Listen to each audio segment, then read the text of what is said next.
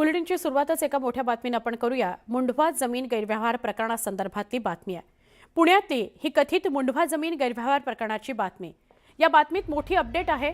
मुंढवा व्यवहार प्रकरणामध्ये पार्थ पवारांना क्लीन चिट मिळालेली आहे। खारगे समितीच्या अहवालात पार्थ पवारांचं नाव नसल्याचं समोर आलेलं आहे। या घडीची मोठी बातमी आहे। पार्थ पवार यांना क्लीन चिट मिळालेली आहे।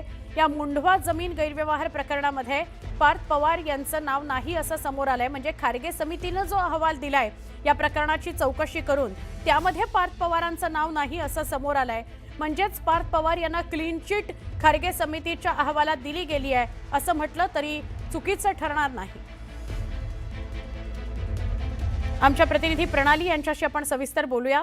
प्रणाली, काय अधिक सांगाल या खारगे समितीच्या अहवालासंदर्भात? सूत्रांची जी माहिती आहे त्यानुसार खरगे समितीची जो अहवाल आहे त्या अहवालामध्ये थेट पार्थ पवार यांचं नाव कुठेही नाही, तर शीतल तेजवानी आणि त्यांचा सहकारी असं दोघांवर आरोप निश्चिती करण्यात आल्याची सूत्रांची माहिती आहे।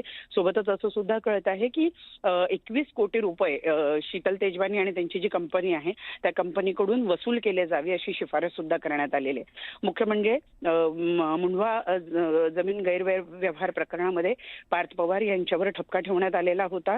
त्या दृष्टीने चौकशी समिती नेमण्यात आली होती। त्या चौकशी समितीला 1 महिन्याचं एक्सटेन्शन सुद्धा देण्यात आलेलं होतं आणि आता ती एक्सटेन्शन संपलेलं आहे आणि त्यामुळे आता 100 पानाचा एक अहवाल आहे जो तयार करण्यात आलेला आहे आणि त्या अहवालामध्ये थेट पार्थ पवार यांच्यावर कुठलाही ठपका जो आहे तो ठेवण्यात आलेला नाही। म्हणजे अप्रत्यक्षरित्या पार्थ पवार यांना या प्रकरणामध्ये क्लीन चिट देण्यात आली आहे असं म्हणायला हरकत नाही।